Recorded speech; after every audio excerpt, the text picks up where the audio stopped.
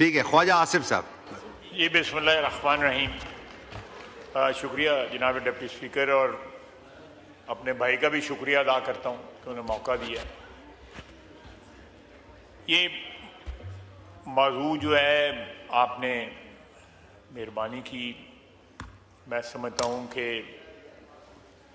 राया परवेज़ साहब ने भी तकरीर की और अपनी तकरीर जो है उन्होंने सिर्फ इस मौजू की तरफ जो इस वक्त क्राइसिस जो है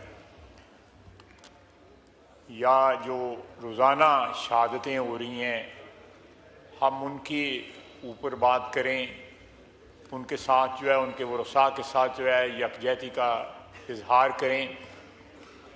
पाकिस्तान फ़ौज जो इस वक्त इस दहशतगर्दी का मुकाबला कर रही है उनके साथ जो है यकजहती का इजहार करें, और इस जो मेनेस है उसके साथ किस तरह निपटा जा सकता है उसके ऊपर इजहार करें। बाकी जो हमारी अपनी सियासत है, चाहे वो कराची की है या सियालकोट की है या पेशावर की है या कहीं और की है, मेरा ख्याल है वो कल परसों तरसों किसी और दिन इसको पर डिस्कशन कर लेंगे। जनाब स्पीकर, मैं से तकरीबन 3 साल कबल मैं अफ़गानिस्तान गया। इसी मौजू के ऊपर मैंने और उस वक़्त के DGI-SI जो हैं मेरे साथ थे, सादिक खान साहब जो एक स्पेशल नुमाए हैं अफ़गानिस्तान के कॉन्टेक्स्ट में, वो भी मेरे साथ थे, और हमने बरमिला उनको बग़ैर किसी लगी लिपटी के कहा कि आपकी सरजमीन से हमारे मुल्क में, हमारे 2 सूबों में कम से कम जो है वो दहशतगर्दी हो रही है। और ये 6-7 हज़ार आदमी जो यहाँ पे बैठा हुआ है उसमें से कुछ 3-4 हज़ार जो है वो पिछली हुकूमत के ज़माने में जो है वो सवात में ला के बसाया गया, लेकिन अभी भी 6-7 हज़ार आदमी जो है उस वक़्त वहाँ पे बैठा था। तो हमने कहा जी कि आप इनको कंट्रोल करें और जो उनकी पनाहगाहें हैं आपकी सरजमीन के ऊपर, उन पनाहगाहों को बंद करें, उनकी सरपरस्ती बंद करें।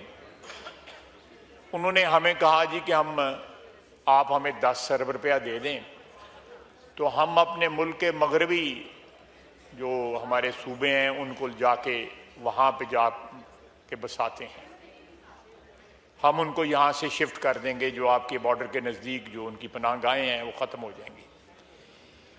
हमने उनसे गारंटी मांगी कि अगर हम आपको 10 अरब रुपया दे देते हैं, फ़र्ज़ कर लें, और वो 10 अरब रुपया जो है आप किसी ना किसी तरह यूटिलाइज़ करके उनको अपने मगरबी सूबों में शिफ्ट कर देते हैं, तो क्या गारंटी क्या वो वापस नहीं आ जाएंगे?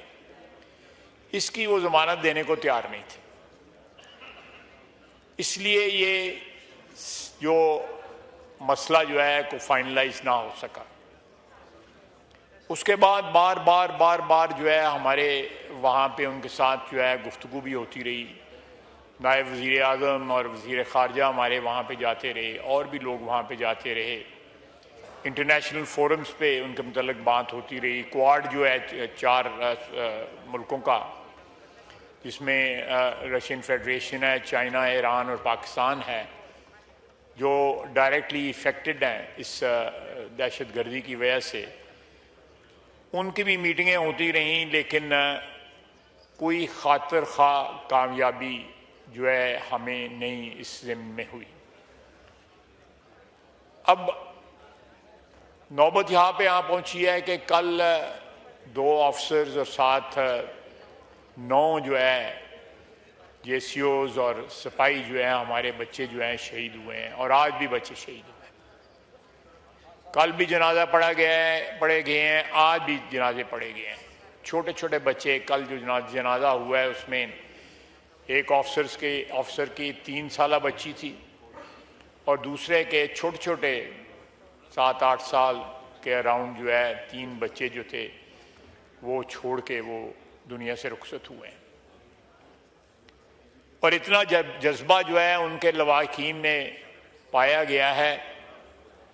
चंद माह पहले एक बच्चा शहीद हुआ तो मैंने खुद अपने ये चंद माह नहीं बल्कि मेरा ख्याल है 1-1.5 महीना पहले उनके वालिद ने, उसकी वालदा ने, कहते हैं मेरे और भी बच्चे होते और भी बेटे होते तो मैं अपने वतन पे कुर्बान कर देती। ये अमानत थी अल्लाह ताला की, वो ले गया है और अमानत जो है वो लौटाई गई है। इस किस्म का जब जज्बा हो और हम यहाँ पे मुल्क के अंदर एज यूजुअल एक नॉर्मल ज़िंदगी गुजार रहे हों, तो ये कोई, मैं समझता हूँ कि ऐसी बात नहीं है जिसके ऊपर जो है हम सियासी लोग जो हैं वो फ़ख्र कर सकें या कोई उसका क्रेडिट ले सकें। वक्त है कि हम उन लोगों के साथ, चाहे वो वफाकी हुकूमत है या सूबाई हुकूमत है, चाहे वो बलूचिस्तान की हुकूमत है या KP की हुकूमत है या इस्लामाबाद की हुकूमत है, और ऑब्वियसली सिंध और पंजाब की हुकूमतें भी, इस मसले के ऊपर जो है कौम को यक ज़बान हो के पाक फ़ौज के साथ जो है अपनी अफवाज के साथ खड़ा होना चाहिए। और ख़ुसूसन ये एक तो ये सबसे बड़ा जो एक मुक़द्दस फरीज़ा है, ये वो है कि मुल्क की हिफाजत कर रहे हैं, और दूसरा बुनियानुल महसूस के बाद हमारी अफवाज ने जो है मुल्क के अंदर भी और मुल्क के बाद भी जो अपना लोहा मनाया है, लोहा मनवाया है, वो ये हम पे कर्ज बनता है। ये हम पे कर्ज बनता है कि हम अपनी अफवाज के साथ खड़े हों, अपने इख्तलाफात जो है उनको एक तरफ रख के, इख्तलाफात जो है वो उनसे निपटने का जो है बहुत वक्त है। ये हम इस ऐवान में भी उनका इजहार करते हैं, यहाँ कशीदगी भी होती है, यहाँ पे जो है मुख्तलिफ़ किस्म के बाज़ का झगड़े भी होते हैं, वॉकआउट भी होता है, दस्तो गिरेबान भी होते हैं हम यहाँ पे, लेकिन ये एक मौजू है जिसके ऊपर सारी कौम को जो है इकट्ठा होना चाहिए। ये कुर्बानियाँ जो हैं, जिस कौम ने हमें फ़ख्र दिया है, हमें वक़ार दिया है, हमें जो है इस बात के ऊपर जो है एक, मैं समझता हूँ कि सीने पे हाथ रख के हम जो है कह सकते हैं कि जो हमने हिंदुस्तान को जिस तरह शिकस्त दी है, आज भी वो लोग ज़ख्म चाट रहे हैं। ये जो क्रेडिट जो है जाता हमारी अफवाज को जाता है कि जिन्होंने हमें ये वक्त हमें दिया, या हमें ये मौका दिया, या हमें ये अपॉर्चुनिटी दी। ये हमारी खुशकिस्मती है कि हम लोग जो है, हमारी रिकग्निशन जो है सारी दुनिया में हो रही है। वो चाहे हमारे गल्फ़ में जो हमारे अपने भाई हैं उनमें, इस्लामी दुनिया में जो 57 मुल्क हैं उनमें, रियासत जो US से है वहाँ पे, मैं अभी वज़ीर-ए-आज़म के साथ जो है यूनाइटेड नेशंस गया हुआ था। एक नया, मैं समझता हूँ एक प्राइड जो है नज़र आ रहा है पाकिस्तान के लिए। लोग जो है खुद अपने इनिशिएटिव पे आके मुबारकबाद देते हैं, पर एक रिकग्निशन है पाकिस्तान की।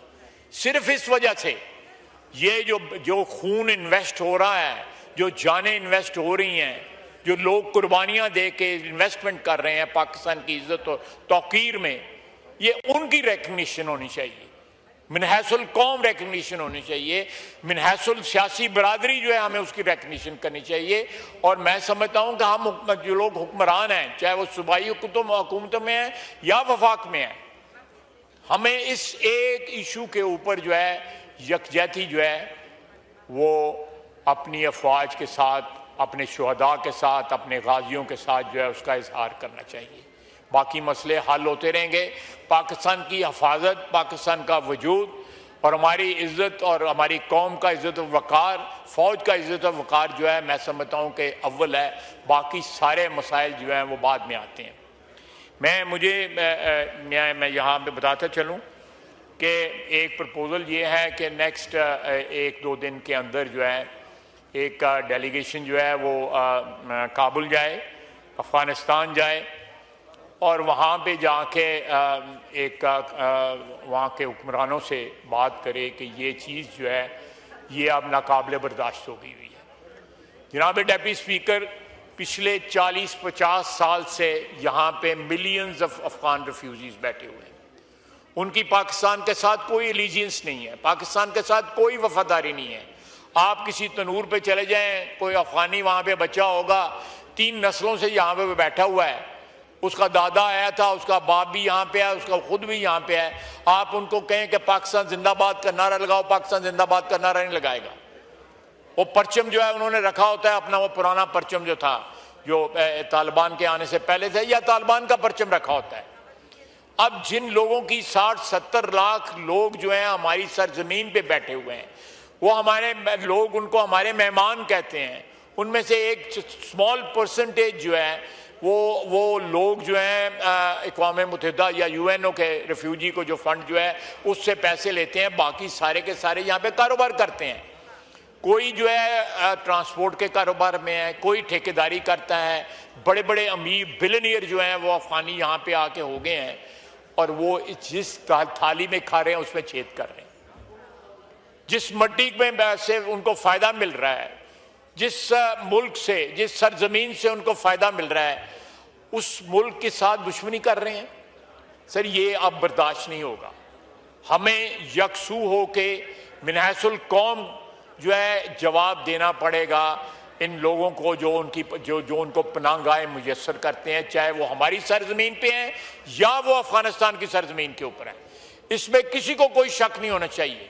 अगर किसी गांव से या किसी पनाहगाह से 4 या 5 या 10 या 15 आदमी निकल के हमारे किसी फौजी काफिले के ऊपर जो है हमला करते हैं, उसका जवाब जो है हो सकता है सबको सब साथ कोलैटरल डैमेज भी हो, उसको सबको सब भुगतना पड़ेगा। जहां पे उनकी पनाहगाहें होंगी उनको भी भुगतना पड़ेगा और जो लोग उनको पनाहगाह देते हैं उनको भी भुगतना पड़ेगा।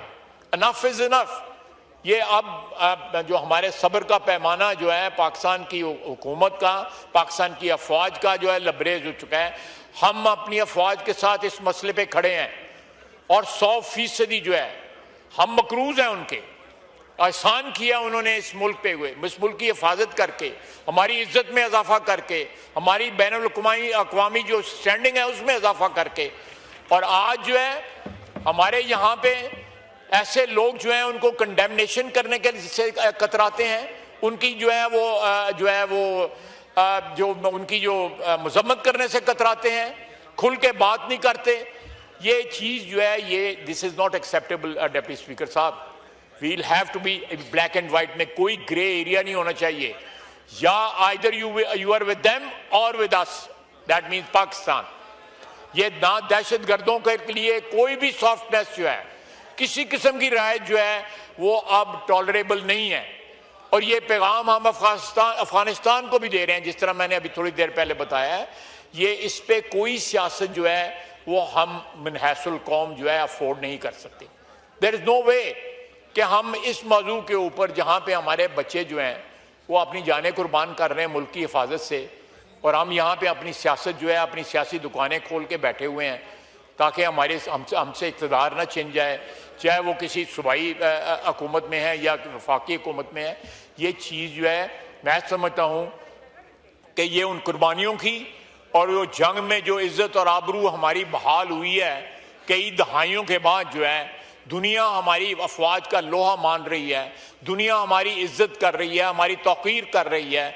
और उसके बावजूद जो है हम लोग जो अंदर जो ब्लेस्ड लोग हैं, जिनके पास पावर है, कहीं भी पावर है, मैं किसी एक हुकूमत की बात नहीं कर रहा, उनको खुल के जो है पाकिस्तान के साथ खड़ा होना चाहिए, पाकिस्तानी अफवाज के साथ खड़ा होना चाहिए, शहीदों के साथ खड़ा होना चाहिए। इस पे सियासत नहीं होनी चाहिए। वमा अलैना इल्लल बलाग।